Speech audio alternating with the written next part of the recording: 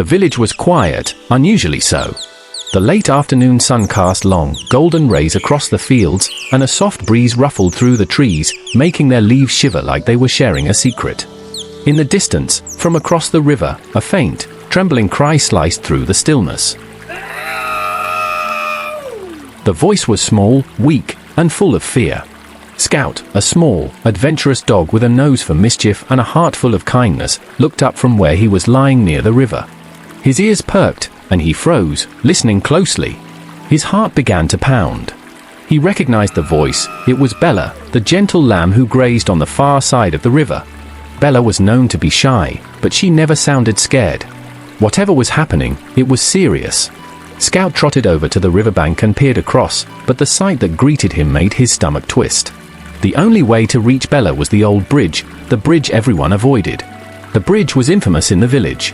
It was barely standing, with large holes between the planks and broken pieces dangling dangerously over the swift, rushing water below. Scout had always avoided the bridge, taking the long way around if he ever had to cross. But today, Bella's cries were too urgent to ignore. He took a deep breath and stepped toward the bridge, his heart racing, paws trembling. He placed one paw on the first plank, which creaked under his weight. The sound sent a shiver down his spine. Fear gripped him. Scout thought of Bella waiting, her voice sounding even more desperate now, and he felt torn. He wanted to help, but he was afraid of the bridge, afraid of falling, afraid of failing.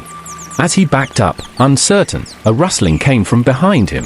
He turned, and there, emerging from the bushes, were his friends, Jasper the clever cat, Nibbs the courageous little squirrel, and Sage the wise owl, each looking at him with concern.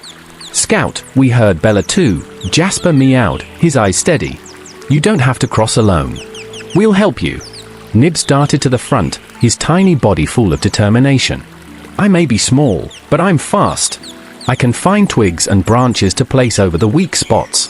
We'll make it safer together." Sage fluttered to a low branch above them, her wise eyes gleaming in the evening light.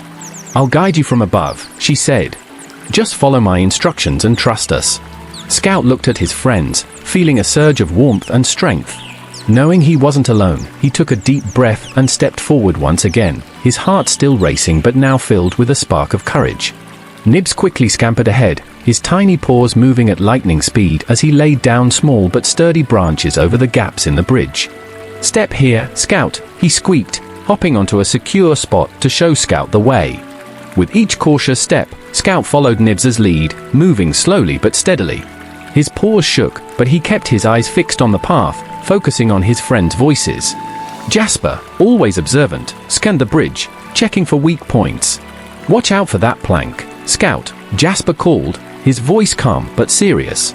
"Step over it and move to the right." Scout carefully followed Jasper's instructions, lifting his paw to avoid the rotting plank. It took all his concentration and trust, but he realized he felt stronger with each step.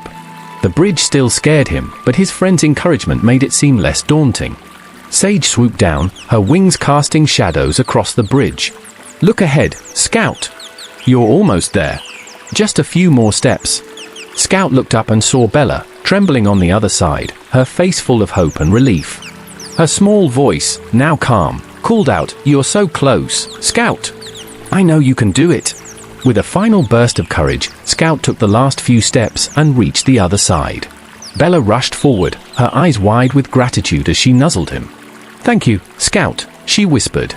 "I was so scared, and I didn't know what to do." Relief flooded Scout as he realized he had made it. He looked back at the bridge, the once scary path now feeling like a memory he could barely believe he had conquered. And then he noticed his friends, Jasper, Nibbs, and Sage, standing proudly beside him, having been there for every step. The animals cheered, their voices echoing through the trees. Scout felt a sense of pride he'd never known before. Not because he had crossed the bridge, but because he had faced his fear with the support of his friends.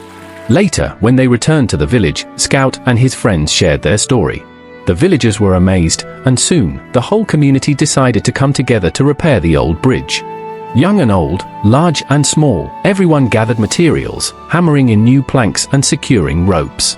Together, they rebuilt the bridge stronger than it had ever been before.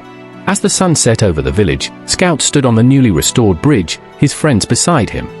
He realized that courage wasn't about being fearless, but about taking the first step, especially when friends were there to catch him if he stumbled.